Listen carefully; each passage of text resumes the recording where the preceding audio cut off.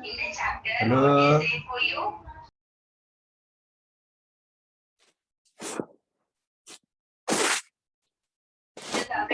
Good morning, sir. Good morning, sir. Morning. I have sent you the material which you wanted, right?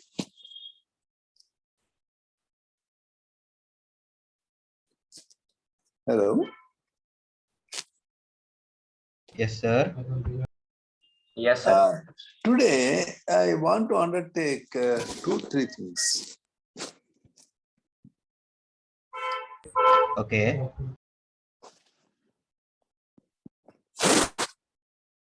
Okay. So inevitably today I have to use the tab because mobile is not cooperating. Once it is all right, I use the mobile. Of course, I will write on the paper. Okay. 37 members and I am waiting for public to join. Okay. Our strength is 73, right? So, so far we were talking yesterday about the ways to express concentration. One method is molarity. Try to see the data in terms of moles and try to see the volume in terms of liter, then you can see what is the molarity. Okay. Suppose if one solution is having a molarity M1 and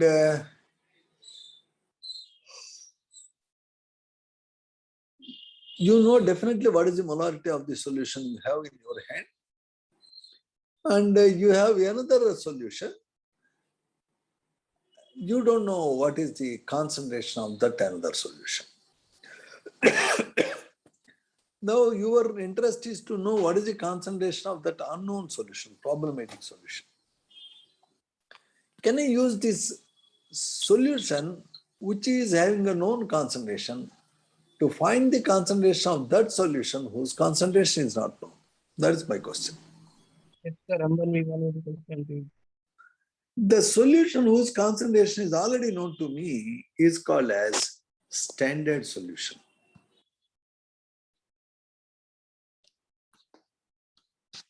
The solution whose concentration is not known to me is called a problem solution.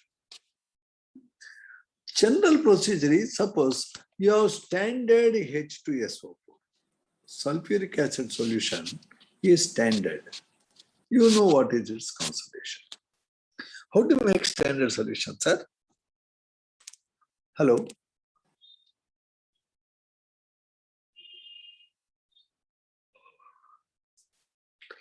One way is you look at the bottle. Big bottles of sulfuric acid is sold in market. On the bottle of sulfuric acid, big bottle, they write the density, 1.9 grams per centimeter cube. They say it is 90%, like that they write. Simply by looking at the bottle, you can say molarity. Molarity is equal to 10 PD by meow. 10 into percentage is given as what percentage, sir? Just now we have seen. Hello. 90. What is the percentage? 90. 10 into 90 into density is 1.9 by molecular weight of sulfuric acid. Can you simplify it, sir?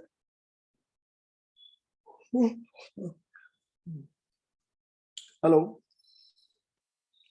This is the molarity of the sulfuric acid which you have in your bottle. Sir, why are you doing all this, sir? 17. I will tell you, they are saying it 90% pure means you have 90 grams of sulfuric acid in 100 grams of sample. Is that very clear? Yes. Hello? Yes, sir. You are saying its density is 1.9 grams per centimeter cube.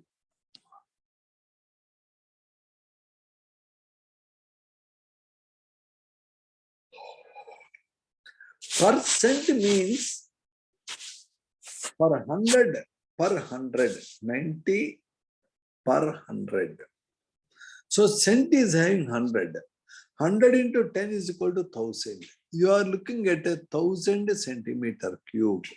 In 1,000 centimeter cube, what is the weight of sulfuric acid you have? It is 90%, right? You are saying. So formula 10 PD by molecular weight, 10 into percentage into density by molecular weight will give you number of moles of sulfuric acid that is there in the liter of the bottle. It is a shortcut way to look at. So you know concentration of your sulfuric acid. You say its concentration is 18 molar. But you don't know the concentration of, say, Na2CO3 or NaOH solution you have. You don't know. How to find, sir? Hello? Yes, sir. Sir, how to find out, sir? Hello? Are you able to hear me? Yes, sir. Ladies and gentlemen, I have a solution whose concentration is known. I have a solution whose concentration is not known. I want to know what it is. Let me start. Here I have a standard acid solution, hydrochloric sulfuric acid, whose concentration is, let us put, what concentration you will give, sir? You take any value? What value you want to give? Hello? 85%. Oh, okay, percentage, okay, you give some value of molarity. You know its molarity, suppose. You give some value. What value you want to give?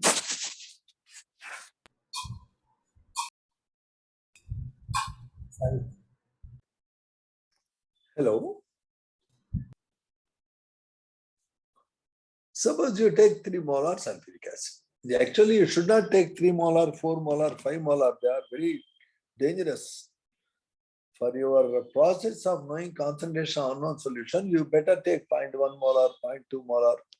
Like diluted solutions of acid are safe. If you are handling 3 molar, 4 molar, if it spills on your hand will have very painful ulcers. Okay. Anyway, you take 3 molar if you have, I have no problem. And now what you do is,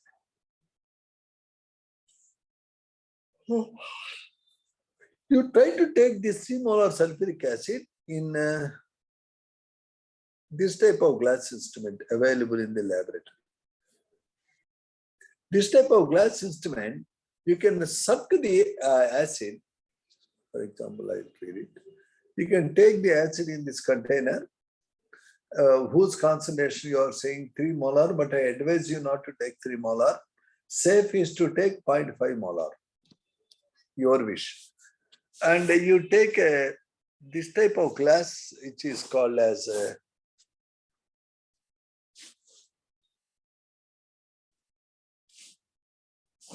it is called as pipette.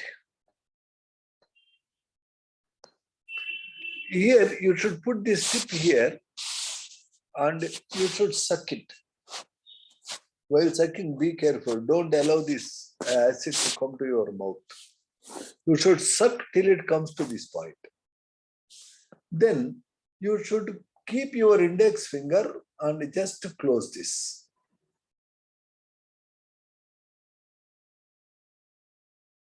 If you close your index finger in this end, the solution will not fall down because you are closing, no?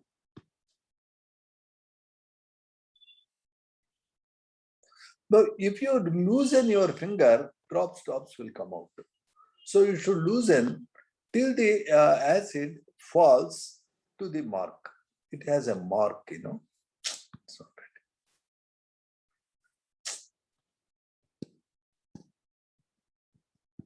better I can show you, no? I can show you pipette, no? It is available in Google.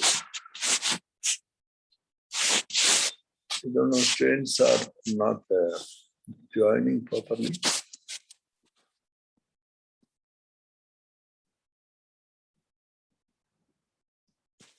Hello.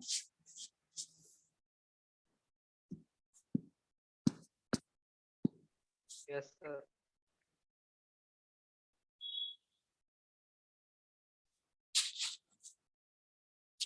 Hello, sir. I am not able to.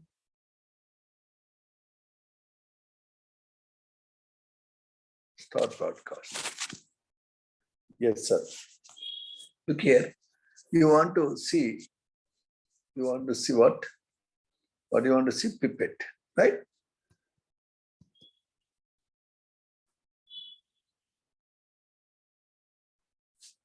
These are the glass apparatus available in the laboratory. Normally, this is called measuring cylinder. You can take a liquid in this, or you can take it in any beaker.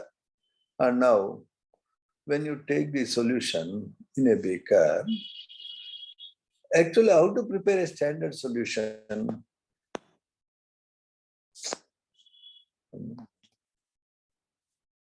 Burette, I want to show you. Laboratory glassware. Laboratory glassware.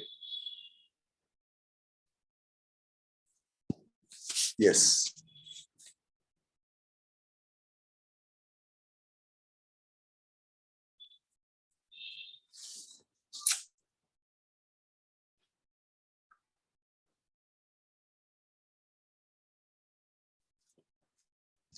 What is this nonsense, man? I'm sorry, we are spending a little time, but I want to tell you, I want to give you a feel of what we are doing in the laboratory.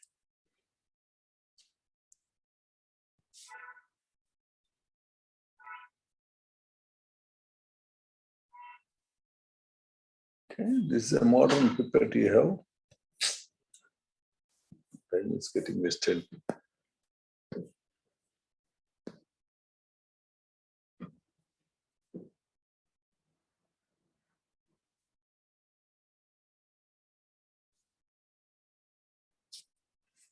Science first, okay.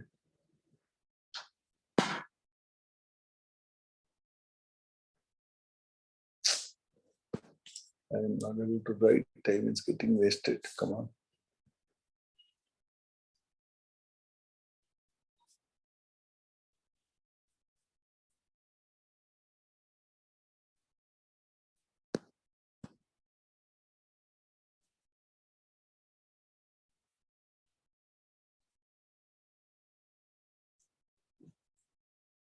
Okay. These are all different glasswares we use in the laboratory. This is the most modern burette. In this, you can take a solution like NaOH. If you open this blue color thing, the liquid will fall. Okay. You can take NaOH whose concentration is not known in this long glass tube. It is called as burette. Yeah, it's not given full diagram. Inconvenient. I don't know. You can see the laboratory. If I take you to laboratory once, I can show you what are the laboratory equipments we are using. Here, these diagrams are not really handy. Please have patience. You can get them.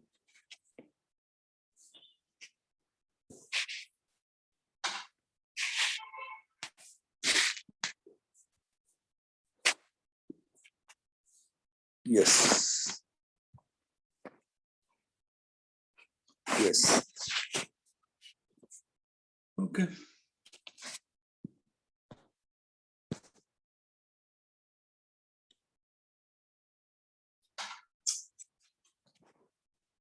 Once again, sir, very sorry. Taking time. My system is bad actually.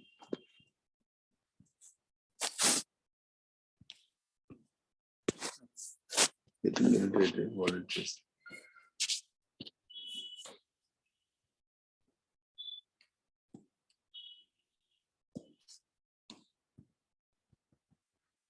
Sorry, sir, I think I have to draw only.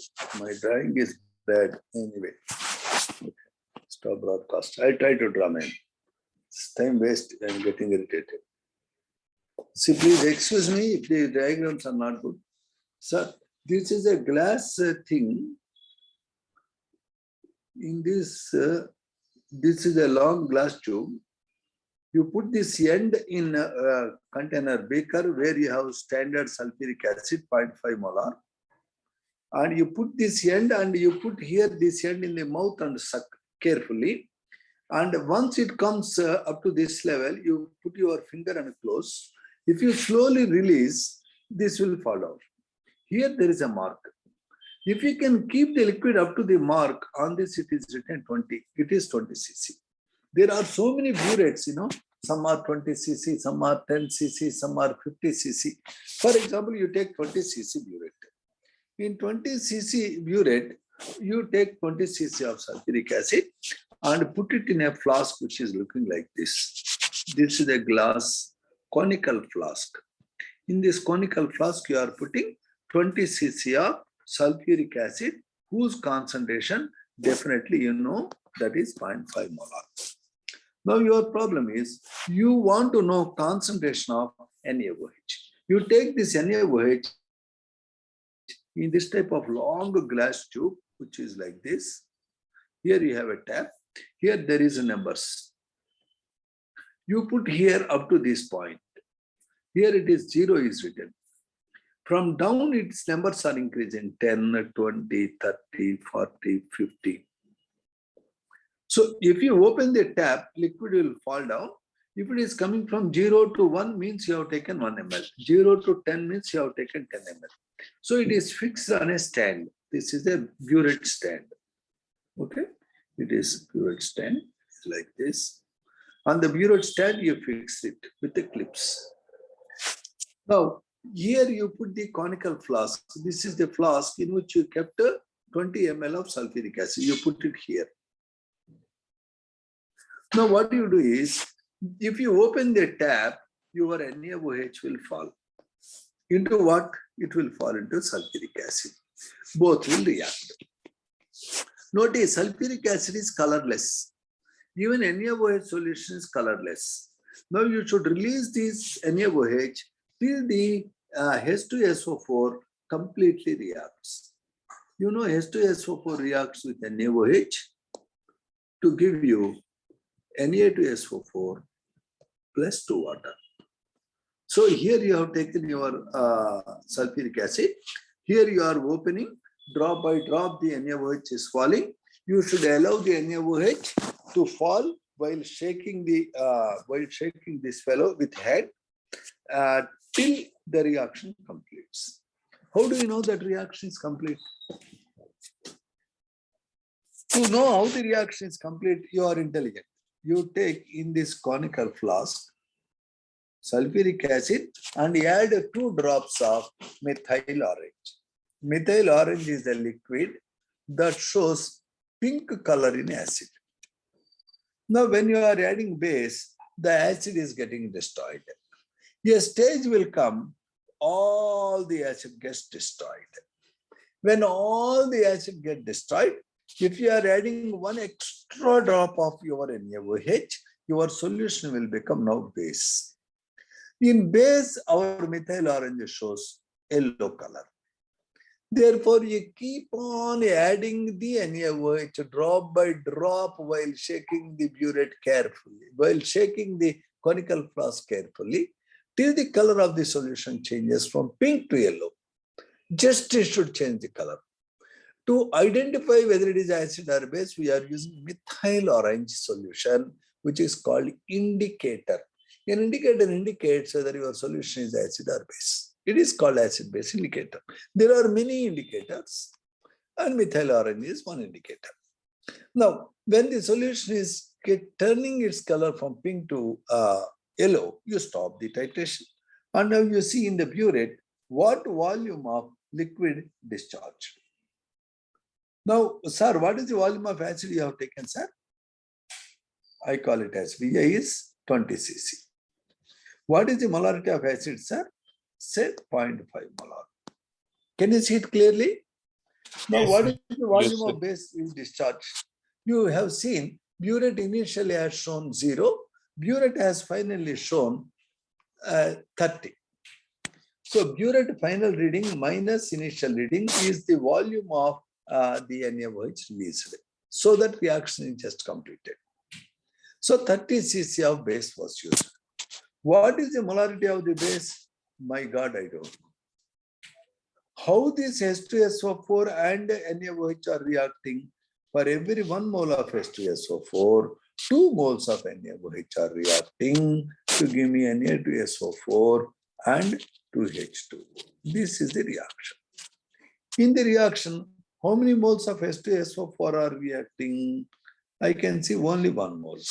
How many moles of NaOH are reacting? I can see 2 moles in the balance equation. Therefore, I can clearly say that VA is 20, MA is 0.5, and NA is 1. VB is 30, MB, I don't know, MB is 2. Now I use the volumetric relation like MAVA by NA is equal to MBVB by NB. In other words, I would write it M1V1 by N1 for any fellow reacting with another fellow M2V2 by N2. I know all these, but I don't know this.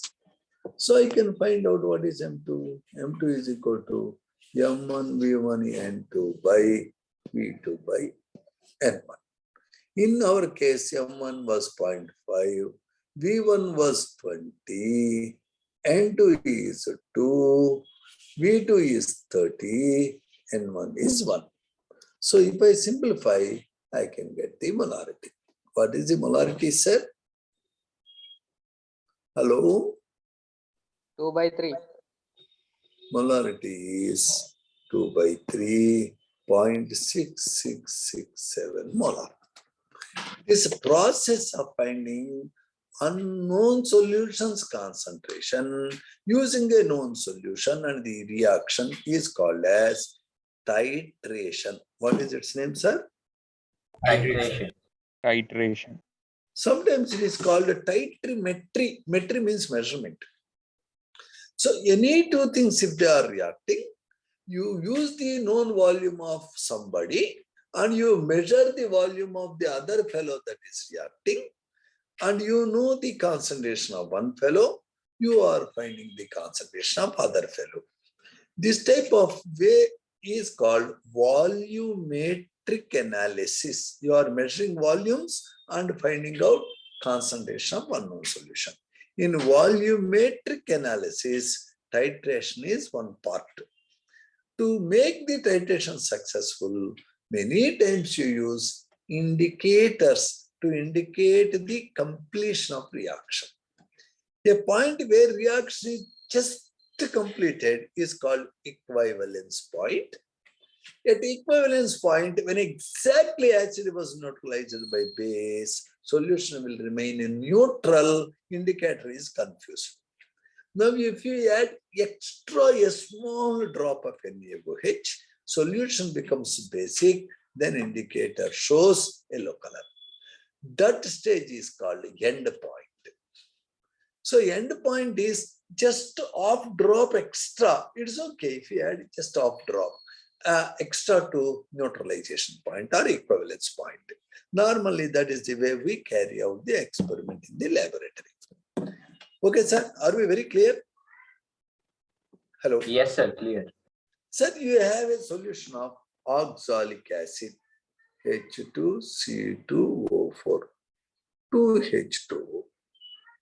This oxalic acid is a colorless solution, and in oxalic acid, carbon is in +3 state. Carbon loves to be in +4 state, but in oxalic acid, it is just +3. When the oxalic acid is added with permanganate, potassium permanganate, which has a pink color, if you are adding a little bit sulfuric acid to encourage the reaction, H2SO4 is a catalyst. The KMnO4 wants to gain electrons because manganese is +7. It dislikes to be +7. It wants to be +2. Therefore, permanganate, manganese wants to gain as many as 5 electrons per molecule. Permanganate, which is a gainer of electron, is called oxidizing agent that has a pink color.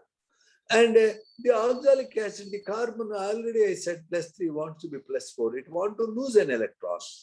2 carbons are there, they want to lose 1 electron each. 2 electrons it wants to lose. 2 electrons lost by each molecule, 5 electrons gained by each molecule.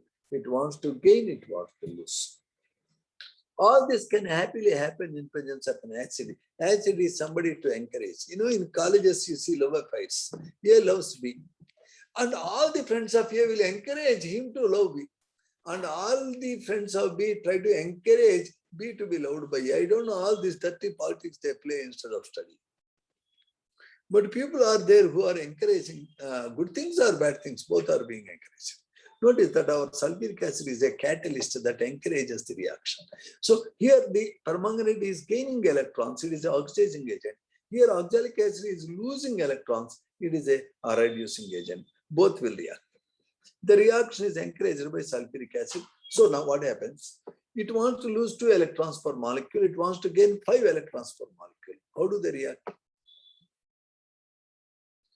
I can see that it can lose 2 electrons. So if I take 5 moles, 5 2s are 10. It can gain 5 electrons. So if I take 2 fellows, 2 5s are 10.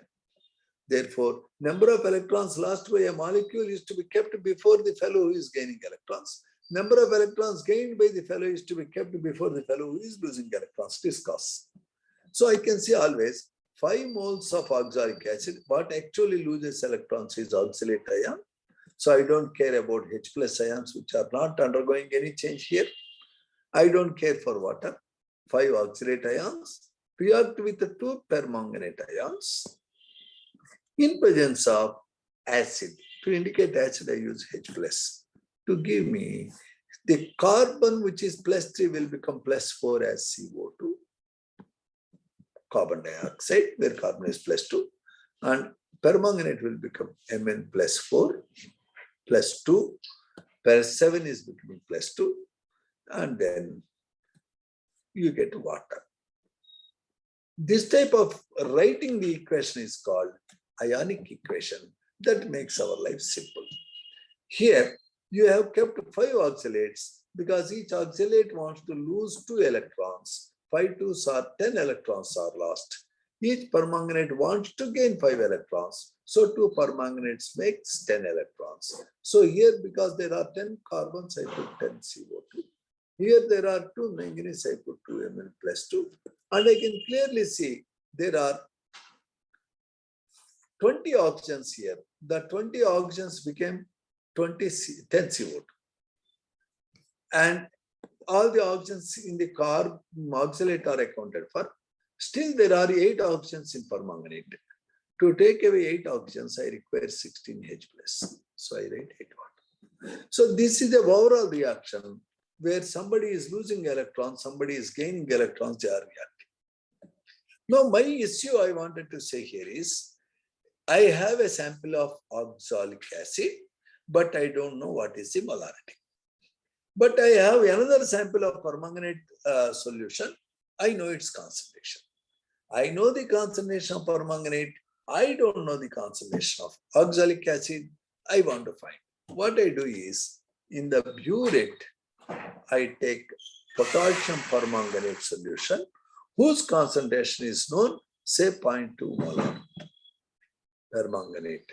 What is the color of permanganate, sir? Beautiful pink color. Here is a tap. Now it is at 0. Now in a conical flask, I don't know the concentration of oxalic acid. So with the help of pipette, I take how much solution of oxalic acid, sir? Sir, how much I will take, sir? Hello. How much I will take? At my wish, I can take 20, 30, 40, 50, all types of pipettes are available. I have taken 20 cc. The oxalic acid solution is colorless. And to encourage the reaction to happen, I want sulfuric acid. So I add 1 test tube full of diluted sulfuric acid. No need of exact measurement. Sulfuric acid is poured only to encourage the reaction. It is not influencing anything other than catalyzing. So I added sulfuric acid. Now my setup is ready. I take this conical flask, put it here, and open the tap and release. What is the color of permanganate, sir? Pink. When it is reacting with oxalic acid, its color will disappear. Slowly I have to add 2 drops, shake well, add 2 drops, shake well. As I am doing, the color of permanganate is disappearing. Why it is disappearing? because permanganate is being destroyed by oxalic acid. The reaction continues till all the oxalic acid reacts. When the reaction is just complete, then the light pink color will stand. See, till the reaction is going on, color will appear and disappear, it will become colorless. But when the reaction is completed, at the end, the entire solution takes light pink color. If you are careless and pour a lot of permanganate, solution will get a deep pink color and your teacher will scold you. You have spoiled the experiment. So you should release the permanganate slowly only, and you should observe the color change. You should notice when it gets light pink color, then you should stop. Sir, the color, pink color will disappear in the beginning very slowly. First, it will take some time for the pink color to disappear. When you add first drop, you have to shake for 2-3 minutes. And moreover, reaction is very slow at room temperature. Usually, we heat the oxalic acid solution to 40-50 degrees. With the help of kerchief, you hold the conical flask and you will add permanganate. By heating the oxalic acid solution, speed of reaction can increase. So normal procedure is you take 20 cc of oxalic acid solution and you add 1 test tube full of sulfuric acid, and then you just heat it till you see first bubble. And then you hold it with the help of kerchief and you start releasing the permanganate. First drop you release and shake it for some time. It takes some time. Then you add second drop, then you add third drop. After adding 4-5 drops, reaction speed will increase, and then quickly the decolorization happens. Now you add the drops till the solution gets light pink color, then you stop. Now you measure what volume of permanganate you release. Now what is the volume of oxalic acid you have taken, sir? 20 cc. And what is the molarity of oxalic acid, sir? You don't know. And how many moles of oxalic acid are reacting, sir? Hello? 5. How do you know 5? Because our balanced equation is telling it is 5. Can you see the equation? Hello? Yes. Yes, sir. There is the equation. Yep. And now I am going there. So what is the volume of your permanganate required for complete reaction? You notice that it is just 10 cc. Let us suppose. What is the molarity of permanganate, sir? Permanganate. What is the molarity we have taken? 0.2, simply. What is the number of moles of permanganate, sir? 2, sir. It is 2 as per the balance equation. Sir, M1 V1 by N1 is equal to M2 V2 by N2. So 20 into, it is X, I don't know. X by 5 is equal to 10 into 0.2 by 2. Can I find X, sir? Hello? What is X? Hello, sir, what is X? Sir, 4. So X is equal to, if I cut here, it is 4. 4X is equal to this much. So X is equal 1 by 4, sir. Sorry, 1 by 4. By 2 into 4. So it is 0.1. So it is 1 by 4. So the molarity of my oxalic acid is 0.25. Can we see it clearly, sir? Hello? Yes, sir. Now, what is the difficulty in doing this experiment? Let us think. First difficulty, I should know how the permanganate is reacting with oxalic acid. I should know clearly the reaction, like 2 manganites are reacting with, 2 permanganates are reacting with 5 oxalates in presence of H plus. How many H plus, sir? 16 H plus. I should know this balanced equation. If I don't know this balanced equation, I cannot use this method to find the concentration of unknown solution using known solution. If I know the equation, then well, I take the oxalic acid, say 10 ml, 20 ml, 30 ml, in a conical flask with the help of pipette. Then I will heat it till I get first bubble. Then I take it out using a kerchief. Then pour 1 test tube full of sulfuric acid. I put the permanganate solution whose concentration is known in a burette, fix it in the stand. Just carefully and slowly open the permanganate solution from burette, add a drop, close, shake well. The reaction is slow in the beginning. Why reaction is slow in the beginning? In the reaction, one of the product is manganese sulfate. You are using here sulfuric acid, no? The manganese sulfate is not there in the beginning of the reaction. But after adding 1, 2, 3 drops, I am getting some manganese sulfate. Manganese sulfate is a catalyst. Because one of the product is catalyst. After adding 2, 3 drops, when I get some amount of manganese sulfate, reaction speed increases. So one of the product itself is a catalyst. Hence it is called autocatalysis. In many reactions, sometimes one of the product can act as a catalyst. Because of the autocatalysis, reaction speed increases. What is the indicator I am using in this reaction? I am not using any indicator because permanganate itself has pink color and disappearance, and at the end point, slight appearance of the color indicate the completion of reaction. So I am not adding any indicator. The permanganate itself is acting as an indicator. It is called a self-indicator.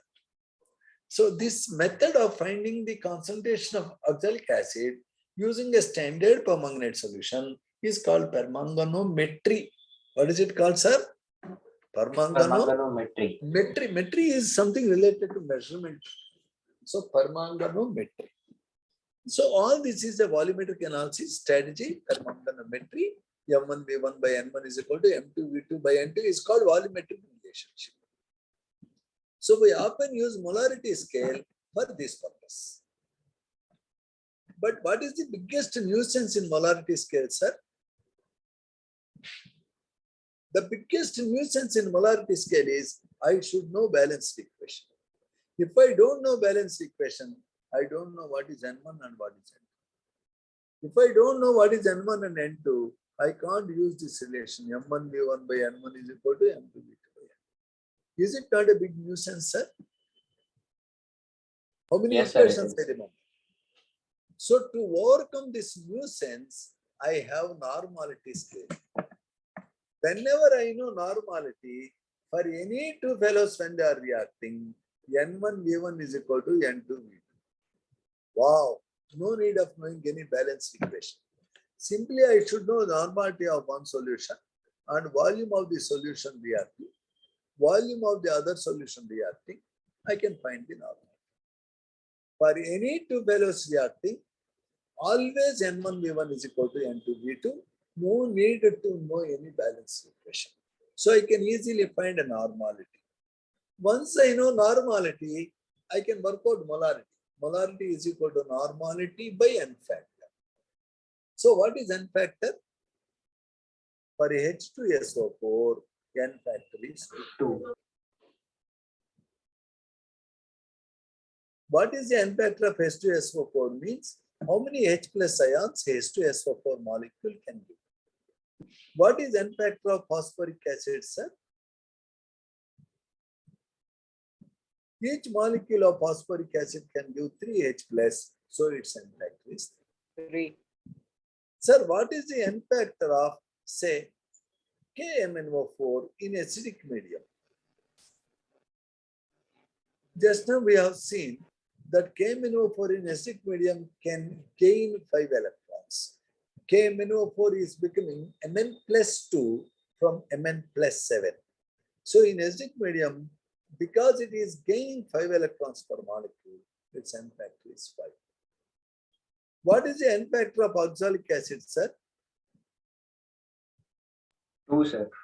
Just now we have seen that oxalic acid is a molecule that can potentially lose 2 electrons per molecule. So its N factor is 2. It means N factor is representing number of H plus given by a molecule of acid, or number of electrons gained by a molecule, or number of electrons lost by a molecule, or number of OH minus ions given by a molecule of base. So N factor is a very general term. If I know N factor, always normality by N factor is equal to molarity, or molarity into N factor is equal to normality. Is it simple, sir? Hello? Yes, sir. I always prefer normality scale. Then you will be wondering, sir, in the laboratory, I want to prepare, say, one normal solutions in 200 ml for nitric acid, for sulfuric acid, for suppose barium hydroxide, for permanganate. In acidic medium, I want to react. How can I prepare, sir? I want to prepare one normal solutions in 200 ml. It may be nitric acid, it may be sulfuric acid, it may be barium hydroxide, it may be permanganate in acidic medium reaction. How much I should weigh? Always remember, normality is equal to weight of solute you want to take by its equivalent weight into 1000 by volume in ml. You want to take. Here, in what volume you want to prepare the solution, sir? Sir, what volume, sir? 200 ml. You have decided to make 200 ml. So, what normal solution you want to prepare, sir? You want to prepare one normal. You know one normal, you know 200 ml. Now, you want to know what weight of these fellows you should take. How much mass of nitric acid I should take to dissolve in 200 ml to get one normal. What mass of sulfuric acid I should take to dissolve in 200 ml to get one normal. What mass of barium hydroxide I should take in 200 ml to get one normal. It is my problem. So to know the weight of the fellows I need to weigh, I should know the equivalent weight of each fellow. What is the equivalent weight of HNO3, sir? Equivalent weight is equal to molecular weight by 1. Why 1? Because its N factor is 1. Acid can give only one H plus. Yes, sir. So its molecular weight is 1 plus 14 plus 48, 63. Its equivalent weight is 63. Now, what is the equivalent weight of H2SO4? Its molecular weight by 2. Why 2? Because it is giving 2H plus.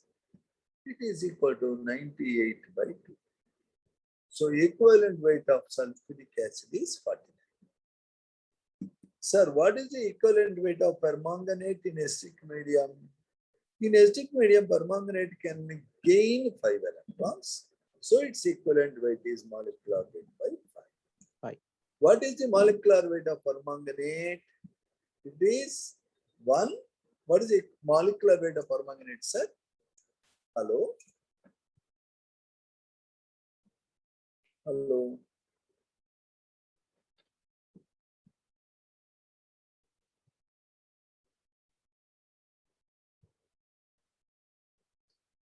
Nobody is talking.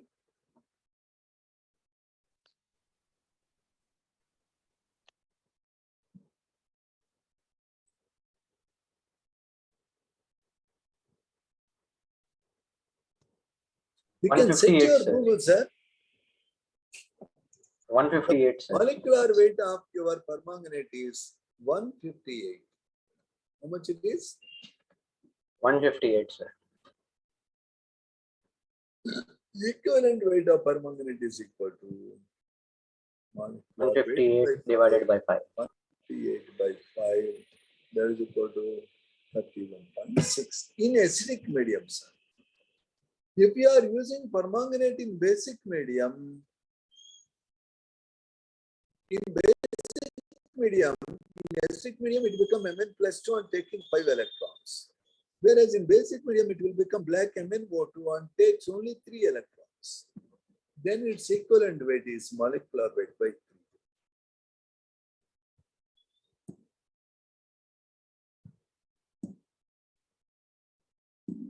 Sir, when you are passing electric current and in a mildly basic medium, permanganate will become green color manganate, KMnO4 will become green color K2MnO4. In KMnO4 manganese is +7, in K2MnO4 manganese is +6. So it is gaining only 1 electron, then its equivalent weight is molecular weight by 1. Notice, depending on the situation, its equivalent weight is changing. Therefore, whatever you say one time, one normal solution, in a different context may not be one normal. Each case you have to see and work out the equivalent weight. Permanganate can have equivalent weight equal to 31.6 in acidic medium, where it becomes Mn+2. Permanganate can have equivalent weight equal to 52.66 in basic medium, where it is becoming MnO2.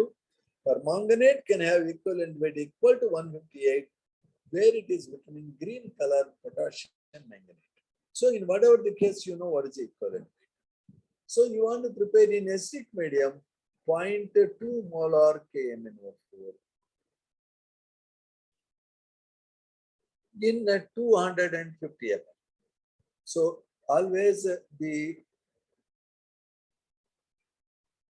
molarity is equal to weight by molecular weight into 1000 by volume in ml. If you want to prepare 0.2 normal KMnO4,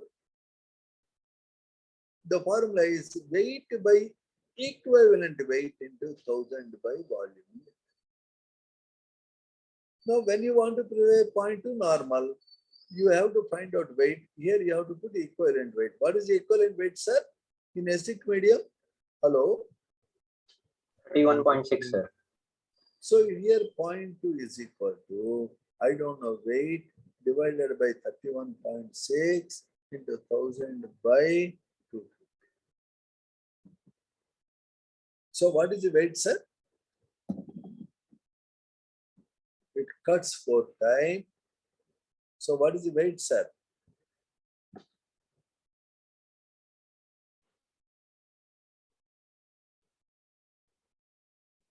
Yes or no? Hello? Yes, sir. It is equal to 3.16 by 2. Sir, It is equal to how much, 1.58. sir? It is equal to how much, sir?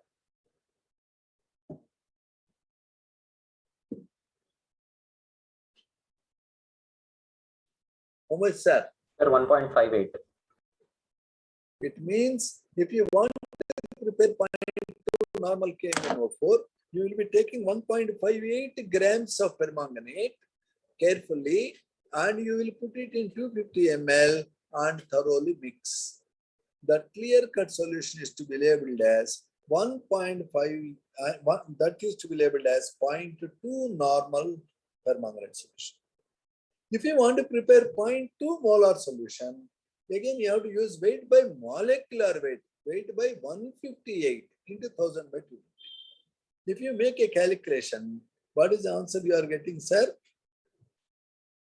5 times more than 1.58. You get answer 5 into 1.5. So molarity is different from normality. I prefer always normality scale because that makes my life simple in titrations and calculations. Molarity is M1V1 by N1 is equal to M2V2 by N2, where N1 and N2 are stoichiometric coefficients. To know them, I should have balanced equation. Whereas normality scale is simple, N1V1 is always equal to N2V2. To work out the normality, I should know equivalent weight.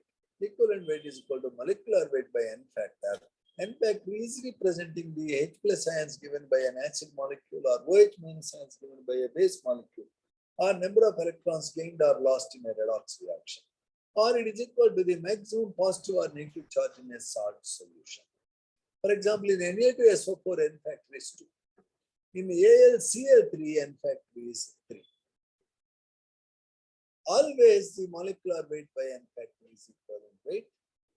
For elements, atomic weight by valency is also equal to equivalent. Are we very clear about this idea, sir? Hello? Hello? Yes, sir. This is a necessary background to solve IIT model problems. If you are looking at textbook, Textbook is not bothered about all these details. You can see how the textbook is. Look at the textbook once.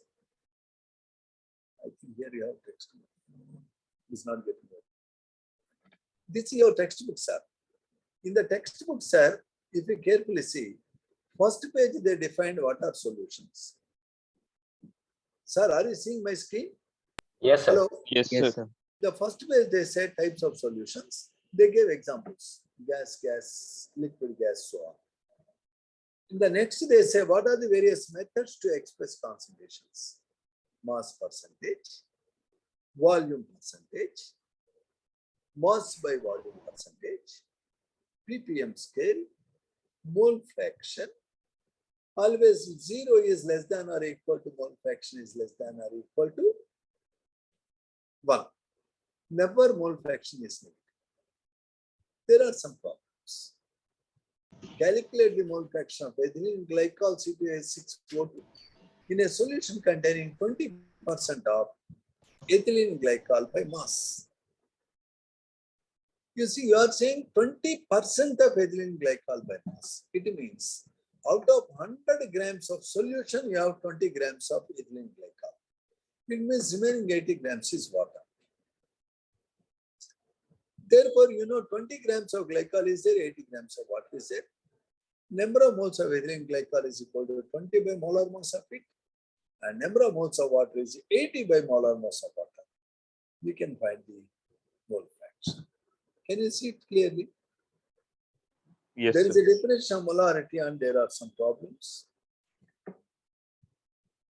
There are some additional problems like 2.3 and exercises. You can try them. Solubility defines as in 100 grams of a liquid, what is the mass of solute dissolves? Mass percentage is considering 100 grams of solution. In the denominator, you have solvent plus solute for mass percentage. But when you are talking of solubility, in the denominator, you have only solvent. See the formula to work out the solubility. Weight of solute divided by weight of solvent into 100.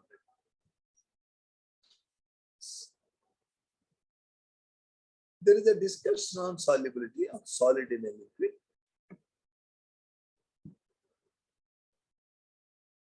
The solubility of a gas in a liquid depends on temperature. Higher temperature solubility will be less because dissolution of a gas in a liquid is always exothermic.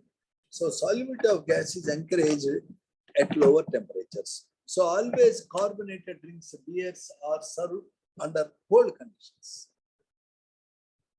The relation between the pressure and the solubility of a gas is given by Henry's law. Monday and Tuesday, I plan to talk about Henry's law. It is very important. Usually, they are asking IIT questions on that. Simply, Henry's law says that the amount of gas dissolves in a liquid depends on the pressure. More is the pressure, more is the amount that dissolves. I can say that mole fraction of the gas that dissolved in a liquid is directly proportional to pressure. P is proportional to mole fraction. P is equal to KH into mole fraction. KH is called as the Henry's law constant. Very interestingly, bigger is the Henry's law constant, the lower is the solubility of the gas. We will be examining problems based on that. Henry's law has many technical applications. Henry's law tells by doing what you can increase the solubility of gas in water or a liquid. Using Henry's law, they make beers, they make the aerated drinks like soda, Coca-Cola, Thumbs Up. And also it is interesting to notice that if a diver is diving into deep ocean using an ordinary mixture of oxygen and nitrogen, under high pressure of ocean at the floor, the solubility of nitrogen and oxygen will increase in the blood and that causes a big danger. If excess of oxygen is dissolved in blood under high pressure, when the diver comes out to open area, the extra oxygen dissolved in blood will come out with force. So the blood will come out through the pores of skin and the person immediately dies. So you should not allow excess of oxygen to dissolve in the blood even under high pressure. Therefore, scuba divers are given mixtures of helium and oxygen, not nitrogen and oxygen. All these ideas have come because of the knowledge of Henry's law, which we see on Monday. Okay, from there directly they have gone to vapor pressure. There is no discussion about titration, molarity, normality, etc. But the knowledge of molarity and normality is important to solve IIT level problems. So I have taken time to discuss that. I'm sorry if you feel I wasted your time. But in the material I have sent you some notes on solutions which you wanted, like in solid state. Did you receive that, sir? Yes. Hello? Did you receive that? Hello? Yes, sir. Hello, did you receive any material? Nobody is talking. Hello? In that Yes, material, there are issues related to normality and molarity. So we continue to explore the textbook. We complete the solutions by probably next 1 or 2 weeks. Do you have any difficulty in today's lesson, sir? Hello? Nobody is speaking? Any difficulty is No, there? sir. Hello? No, sir. It is simple lesson. Try to use the material to some problems. For weekend exam, we have solid state plus solutions, introductory remarks about the problems which we have done yesterday. I hope that you will do well. Thank you very much. Thank you.